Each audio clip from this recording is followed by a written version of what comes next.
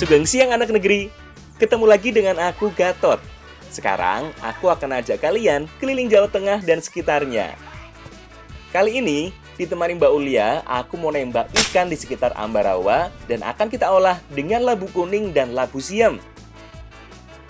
Kita juga mau ajak kalian buat cari rumput liar yang bisa dimakan. Seperti daun rendeng dan daun kerokot yang bisa kita jadikan urap dan bahan campuran pepes. Oh iya, kita juga mau mengikuti Festival Lembutan Bansari yang di dalamnya ada lomba ngerajang dan nganjang daun tembakau. Bukan cuma itu, kita juga mau mencari madu yang ada di tebing buat dijadikan campuran bumbu ayam bakar. Selengkapnya hanya di Jejak Anak Negeri.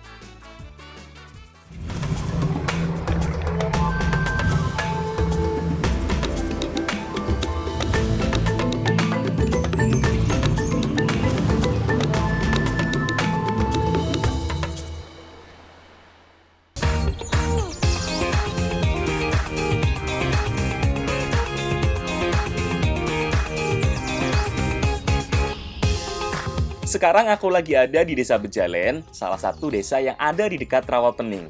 Aku sedang main sama anak-anak di sini. Kebetulan, sungai yang ada di desa ini lagi agak surut. Jadi aman yo kalau main di sini.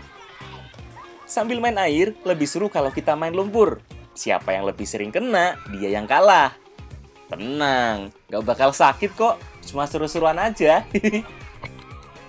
Biar makin seru, kita mau balapan ketebok pisang.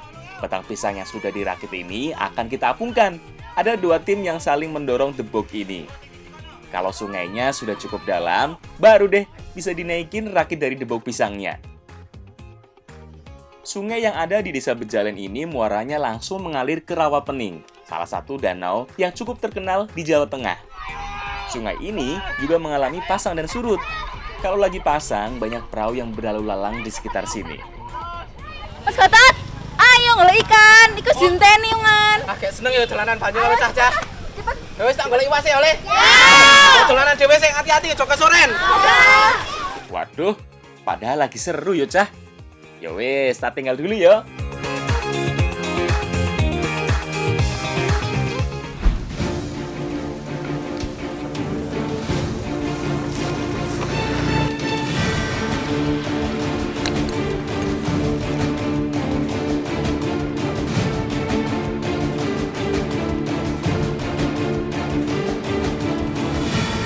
Pak, siap iki? Siap. Ayo, Ratakan. semangat. Ayo. Aku dan Mbak Ulia lagi mengeksplor daerah Rawapening dan sekitarnya. Ditemani Mas Margi dan Mas Koko, kita mau berburu sesuatu buat kita masak. Nongti, Pak. Nongti. Nah, iki pas iki. Wik ini. Ono wite. Enak apa, Mas? Yo. Menek. Iki engko ono sing sebagian menek, terus sebagian ono sing ngisor. Soalnya Yo. iwake nyebar. Ya, Mas. Tak ngecek sih, ngono ngenteni ngisor. Engko madai iwake wae. Bagian jiko iwak pokoke. Beres, yuk. Oh, bedil iwak.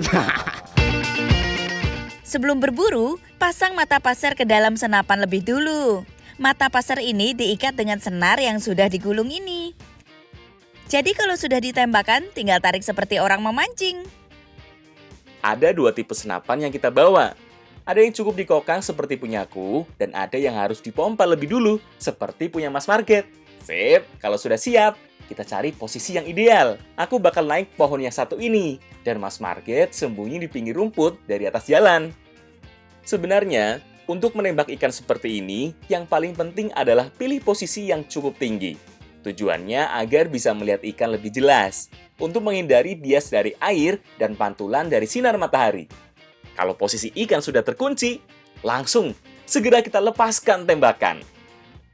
Oh iya, hati-hati kalau sedang menggunakan senapan pasar ini ya. Jangan sekali-kali mengarahkan ke sekitar orang, apalagi kalau sudah dipasang mata pasarnya. Nah, dari atas ini sudah cukup. Kita pindah posisi yuk, Mas. Aku tak turun dulu yuk dari pohon. Iso. Awas. Awas. Ora iso.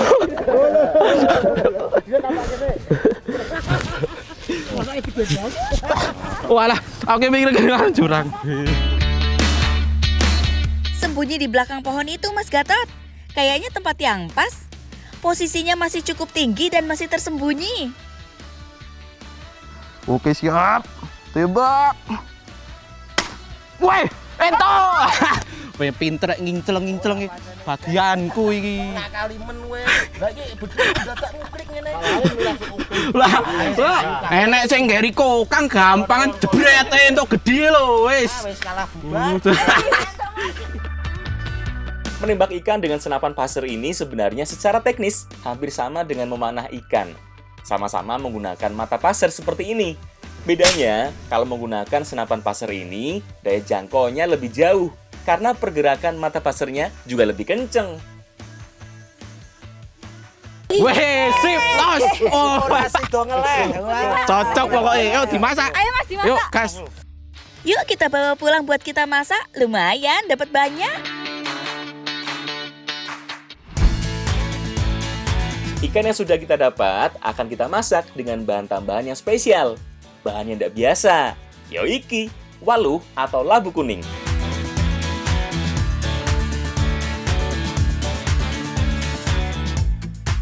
Sebelum dimasak, kita belah lebih dulu waluhnya. Kemudian potong kecil-kecil seperti ini. Setelah itu buang bagian kulitnya. Soalnya yang akan kita gunakan hanya bagian daging buah yang berwarna kuning.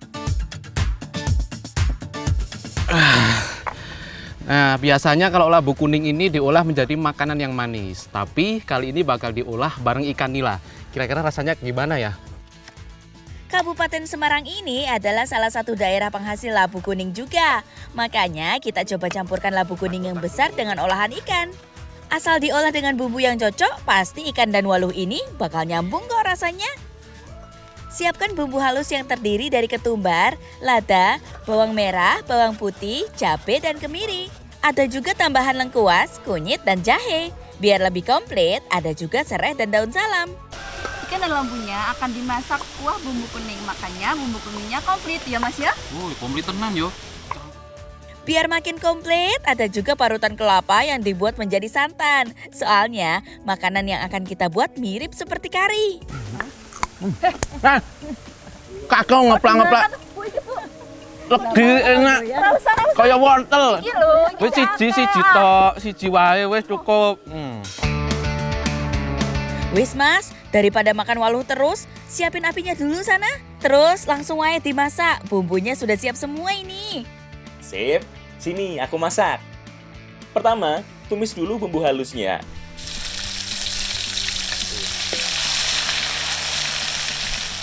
Masukkan juga serai dan daun salam. Kalau sudah matang semua bumbunya, masukkan santan. Tunggu sebentar sampai mendidih, kemudian masukkan ikan nilanya. Tunggu sebentar lagi sampai ikannya matang. Udah mau matang itu Mas ikannya? Jangan lupa masukkan waluhnya. Waluh atau labu kuning ini sengaja dimasukkan terakhir, biar nggak terlalu lembek ya. Mantap. Kunyinan nih. Nah, iki ikan nila santan kuning campur waluh siap kita coba. Duh, dari tampilannya aja sih udah menggoda yo.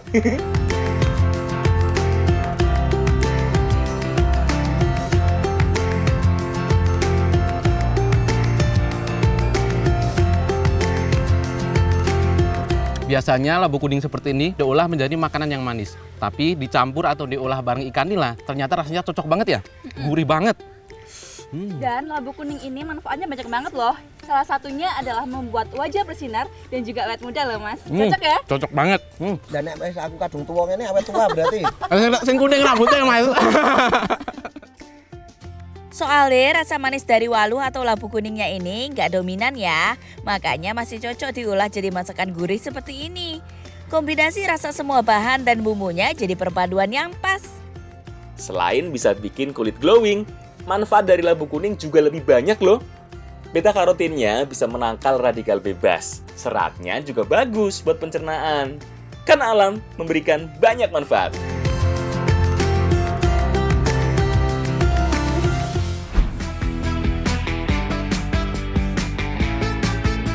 Masih mau mengolah ikan nila? Bedanya sekarang akan diolah dengan campuran labu siam. Salah satu jenis labu-labuan yang sering digunakan sebagai olahan sayuran. Pertama, kupas lebih dulu jipang atau labu siamnya. Kemudian potong kecil-kecil memanjang seperti ini ya. biar mudah empuk dan semua bumbunya menyerap. Oh iya, salah satu kendala kalau lagi ngupas labu siam adalah getahnya yang cukup banyak. Ada trik khusus untuk menghilangkan getah dari labu siam ini. Caranya adalah dipotong dulu, baru kita putar-putar seperti ini. Dengan begini, getahnya akan keluar dan terkumpul di bagian pangkalnya. Dengan begini juga, getahnya akan lebih mudah dibersihkan. Bumbu yang digunakan cukup sederhana, hanya menggunakan bumbu dasar seperti bawang merah, bawang putih, cabai, dan tomat. Ada juga tambahan jahe dan lengkuas yang berfungsi untuk mengurangi amis dari ikannya. Semua bumbunya diiris tipis seperti ini ya. Untuk ikannya, aku juga potong lebih dulu, biar bumbunya lebih mudah meresap.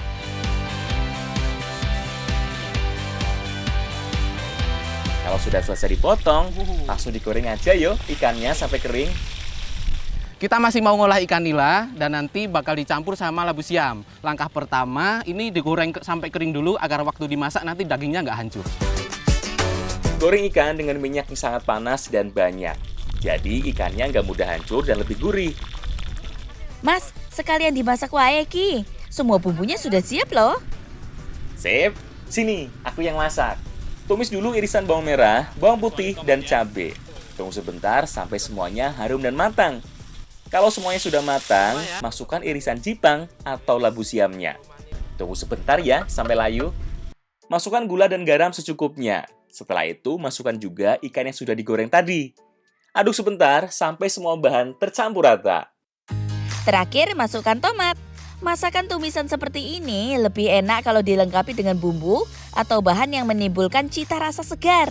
Jadi lebih komplit rasanya. Bicep siti aku ya. Dek panas.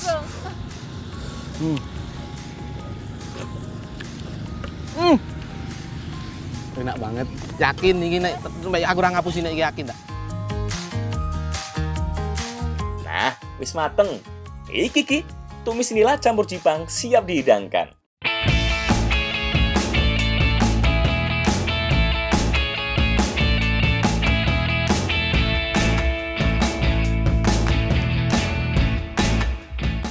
Ikan nila adalah salah satu ikan air tawar yang paling sering dikonsumsi. Rasanya yang gurih, jadi primadona kebanyakan orang Indonesia. Dipadukan dengan semua bahan dan bumbunya, walaupun sederhana, semua rasa pas dan saling menguatkan. Rasa dari oseng nila dicampur jipang ini cenderung pedas, manis, dan gurih. Apalagi ada tambahan tomatnya, menambah rasa asam dan seger dari jipangnya ini. Cocok banget perpaduannya, mantap pokoknya. Jipang ini mengandung seng yang bagus untuk mengurangi jerawat, ya mas? Cakep ya. Selain itu, labu siam juga mengandung antioksidan yang cukup tinggi, bisa menjaga kesehatan jantung dan membantu mengontrol gula dalam darah. Karena alam memberikan banyak manfaat.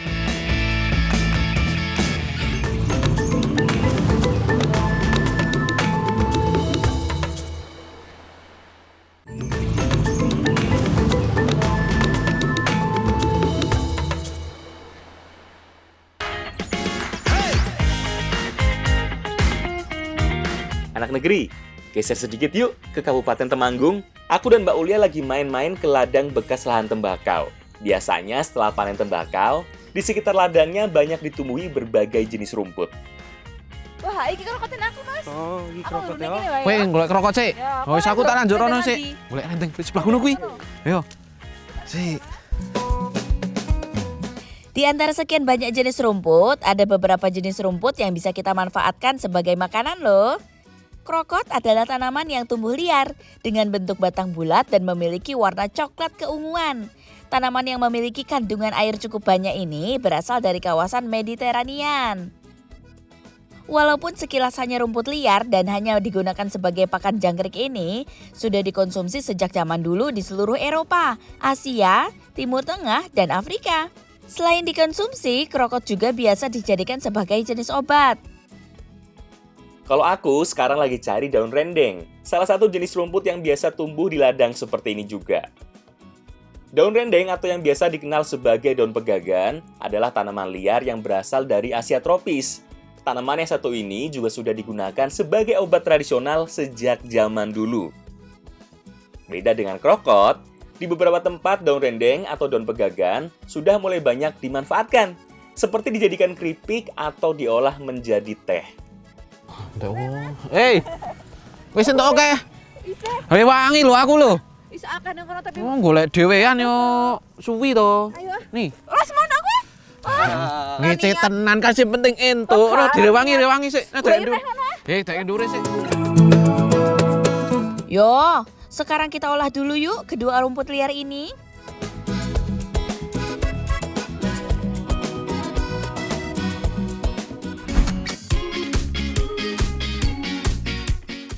Sebenarnya di Indonesia, daun krokot juga biasa digunakan sebagai campuran berbagai sayuran. Ada yang digunakan sebagai sayur asem dan bahan campuran urap. Sebelum dimasak, petik daun krokot lebih dulu. Oh iya, bagian batang yang masih lunak juga masih bisa dimanfaatkan. Jadi nggak hanya daunnya saja. Ikan nila ini bakal kita bikin pepes, tapi bedanya ada campuran daun krokot. Wah, Untuk bumbunya kita perlu berbagai bumbu yang diiris lebih dulu. Seperti bawang merah dan bawang putih. Ada juga tambahan irisan lengkuas, sereh, jahe, dan kunyit. Bahan-bahan ini yang rasa dan aromanya lebih kuat. Biar pepesnya lebih wangi dan rasa amis dari ikannya hilang. Tak wadahi saja aku tak ngirisku ya Mas. Yo. Kamu apa Mas? aku tak ngerampung kayak iki sik. Yo. Biar lebih mantep rasanya, tambah dengan irisan cabai dan tomat. Karena pepes yang akan kita buat ini juga lebih enak kalau ada rasa pedas dan segernya. Semua bahan dan bumbu sudah siap. Sekarang kita campur jadi satu. Oh iya, tambah juga dengan gula dan garam secukupnya. Jangan lupa remes-remes sedikit, biar saripati dari semua bahannya keluar. Jadi rasanya lebih menyatu nantinya. Sip, sekarang saatnya kita bungkus dengan daun pisang. Bungkus semua bahan pepes seperti ini ya. Mulai dari bumbu, ikan nila di atasnya, kemudian terakhir kasih bumbu lagi. Bungkus daun pisang sampai benar-benar rapet. Kalau perlu, beberapa lapis sekalian yo, biar nggak mudah gosong. Soalnya pepes kali ini akan kita masak dengan cara dipanggang. Panggang pepes ikan sampai benar-benar matang. Lebih baik menggunakan arang seperti ini. Jadi matangnya dengan hawa panasnya saja, tidak matang karena terbakar api. Dengan begitu, seluruh bagian dari pepesnya matang sempurna. Tidak ada yang lebih gosong dan bagian lainnya masih mentah. Sip, wis mateng. Iki, pepes nila daun krokot siap kita sikat.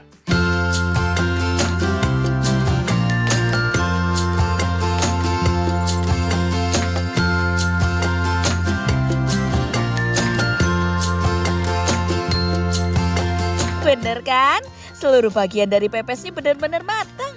Ikannya sudah empuk, krokotnya juga empuk, tapi nggak sampai overcook. Sebenarnya rasa krokot ini lebih ke asam ya Mas. Tapi karena campurannya ikan jadi lebih seger dan juga enak. Cocok ya. Mm-mm. Nah, karena krokotnya ini asem, jadi banyak mengandung vitamin C dan baik untuk imunitas tubuh. Salah satu ciri khas dari krokot adalah cita rasa asamnya. Di luar itu, si rumput liar pakan jangkrik ini memiliki banyak nutrisi dan vitamin yang bermanfaat untuk tubuh. Karena alam memberikan banyak manfaat.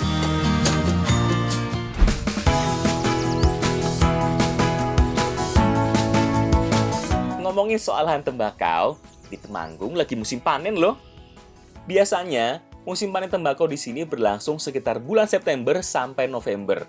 Di Kecamatan Bansari, Kabupaten Temanggung, biasanya ada festival lembutan saat panen raya tembakau. Seperti yang akan kita hadiri sekarang. Sebut festival lembutan karena inti dari acara ini adalah diadakan lomba ngerajang tembakau. Memotong tembakau dengan sangat tipis secara manual, yang hasilnya biasanya disebut sebagai embakau lembutan. Di salah satu tenan yang disediakan, semua pengunjung boleh belajar atau sekedar mencoba ngerajang tembakau. Ada petugas yang selalu siap membantu loh. Coba ya Mas ya. Ya, boleh. Ini. Caranya gini Mas. Gak cuma Mas Gatot yang latihan, aku juga Biar tahu, jadi saat perlombaannya bisa tahu yang benar yang mana. Kita lagi belajar ngerajang pakai alat cacak atau satu pisaunya itu namanya gobang. Tapi harus hati-hati karena teknik untuk merajang bako ini harus benar-benar lembut. Jangan sampai kasar, jadinya festival apa ini? Kasaran. Sebenarnya nggak perlu terlalu menekan, karena gobangnya sudah berat, jadi cukup mengatur posisinya saja. Wah, wis, yang itu oke iki Mas. Oh, semene ya lembute ya. Loh, lah kok siji adonge piye? Setelah belajar ngerajang, kita belajar nganjang, yaitu menjemur lembutan tembakau sambil disusun seperti ini. Poin paling penting saat nganjang tembakau adalah harus setipis mungkin, serapi mungkin, dan harus nyambung. Latihan sudah cukup Ki Mas Gatot. Kayaknya kita siap mengikuti lomba ngerajang dan nganjang tembakau nih. Hehehe, tadinya sih aku juga ngerasa siap. Tapi ngelihat semua peserta yang ikut, langsung ngedrop mentalku. Kita nonton aja lah, daripada kalah. Nah, jadi pada acara festival lembutan ini biasa diadakan lomba ngerajang atau nganjang. Aspek yang dinilai ada beberapa hal, antara lain pola, kerapian, dan juga konsistensinya. Tapi tahu nggak sih Mas? Kostum juga dinilai loh. Kostumnya Makanya juga. nggak mungkin ya hari-hari mereka kayak gini. Bagus juga ya? Rapi juga. Lomba ngerajang dan nganjang ini menjadi rangkaian terakhir dari Festival Lembutan Bansari. Acara ini sudah berlangsung ketiga kalinya loh. Tujuannya untuk memperkenalkan si emas hijau dari Temanggung ini. Nah, di acara festival lembutan ini yang diadakan lomba ngerajang atau nganjang yang diikuti oleh satu kecamatan Bansari dan terdiri dari 13 desa. Banyak Salah ya? satunya peserta itu ada yang masih usianya muda banget. Dan memang di sini tuh yang ikut muda-muda loh. Semakin muda, semakin bagus untuk regenerasi petani tembakau. Ya Mas ya? Untung nggak jadi ikutan tadi. Kalau ikutan, bisa kalah telat. Lawang dapat nilai aja karena kasihan. Selamat ya buat para pemenang. Semoga semakin bangga menjadi petani di Indonesia.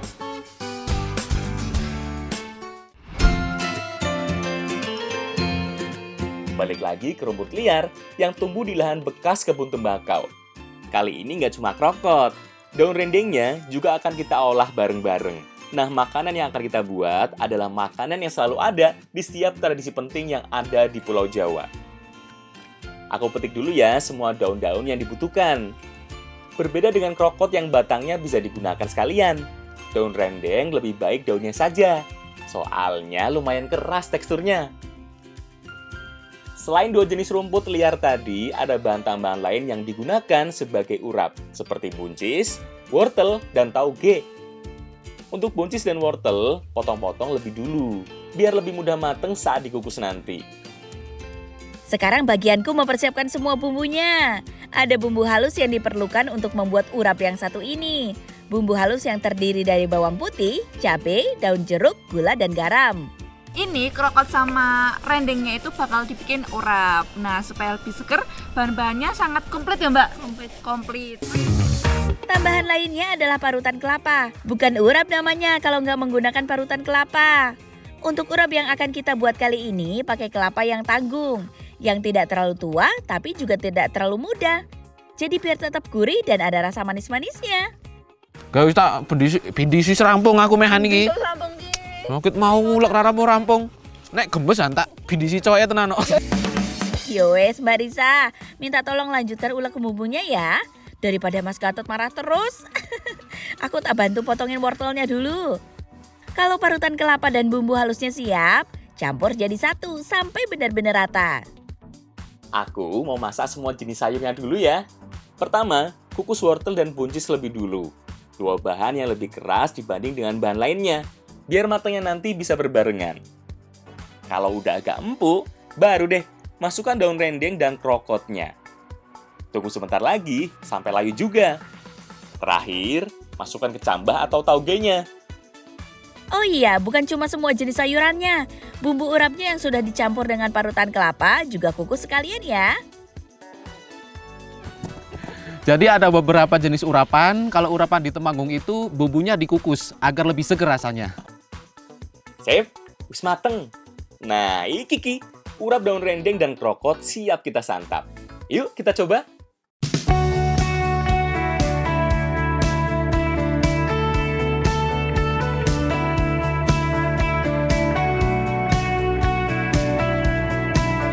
Urap khas Temanggung yang bumbunya dikukus seperti ini, rasanya lebih gurih dan lebih seger. Tapi karena sudah dikukus, bumbu urapnya bisa bertahan sedikit lebih lama dibanding yang bumbunya mentah. Tapi lebih seger rasanya dibanding dengan urap yang bumbunya ditumis. Rasa rendeng ini setelah dijadikan urapan, ternyata lebih wangi dan enak banget ya rasanya ya. Kalau rasa krokotnya ini rasanya agak asam tapi enak nih Mas, seger malahan. Seger banget loh. Jadi perpaduan antara daun terendeng yang wangi, rasa daun krokot yang segar, dan bumbunya yang gurih bikin semuanya jadi lebih enak kalau disatukan. Kalau soal manfaat, nggak usah ditanya lagi. Tiap bahannya juga sudah banyak kandungan vitamin dan manfaat lainnya. Minimal serat lah yang bagus buat pencernaan. Karena alam memberikan banyak manfaat.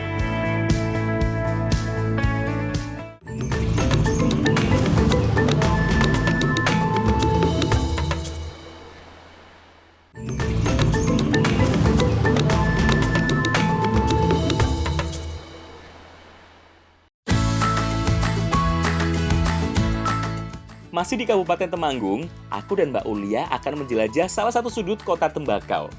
Mau cari salah satu superfood yang gampang banget ditemukan di Indonesia. Kita sekarang mau nyari madu, biasanya tuh ada di tebing nih. Ketiganya lumayan juga, kira-kira bisa nggak ini ya? Mana sih, oh? Yo. Kata Pak Sugi, sarang lebah yang akan kita cari, lokasinya ada di celah tebing yang tinggi ini. Wah, lumayan tinggi yo. Untungnya tebing yang mau kita panjat ini bukan tebing yang curam. Masih aman lah, karena banyak tanaman yang bisa dijadikan pijakan. Hati-hati Mas Gatot manjatnya.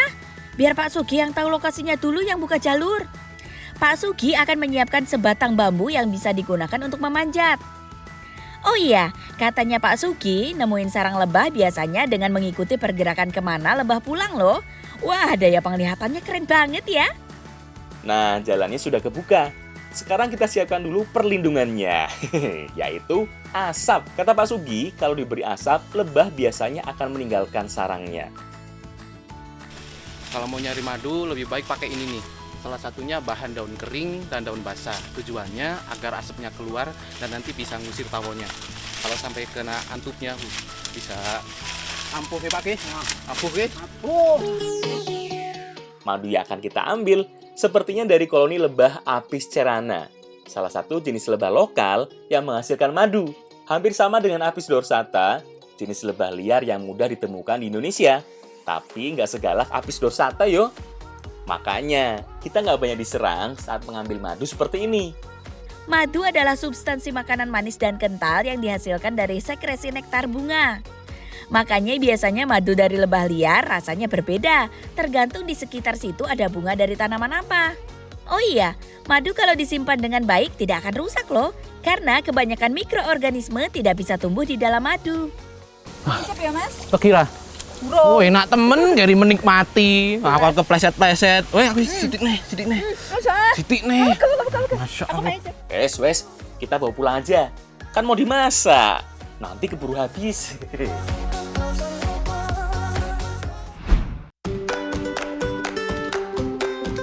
Madu adalah salah satu pemanis alami yang bagus buat kesehatan.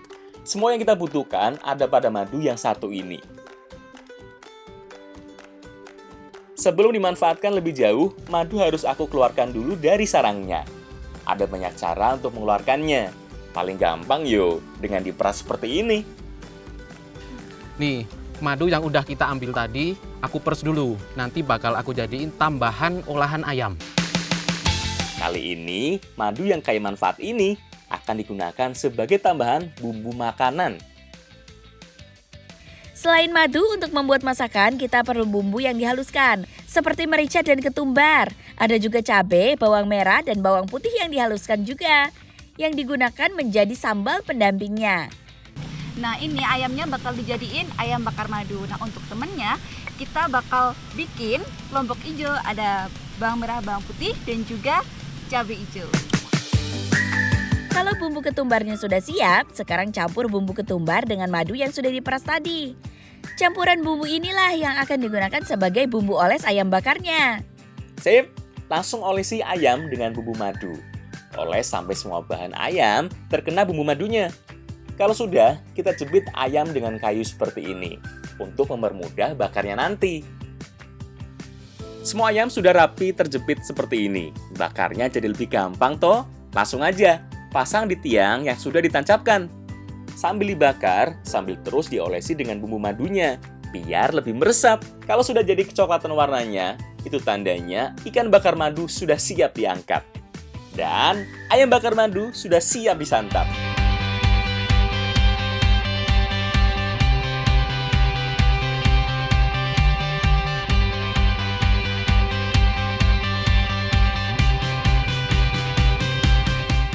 Jangan lupa hidangkan dengan sambal ijonya. Orang Indonesia kan suka yang pedas-pedas. Apalagi untuk menu yang dibakar seperti ini. Kurang afdol kalau nggak ada sambal.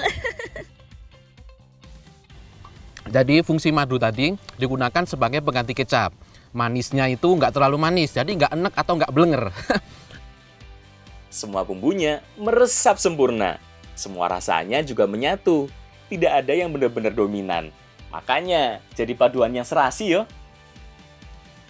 Nah, madu ini banyak manfaatnya loh. Salah satunya adalah mengurangi kolesterol dan juga kadar darah tinggi. Ayo Mas, amanah Mas. Siap. Bukan cuma itu, madu dipercaya bisa mengobati penyakit apapun. Sekurang-kurangnya kalau dikonsumsi teratur, imunitas kita tetap terjaga. Pokoknya banyak banget manfaatnya. Karena alam memberikan banyak manfaat.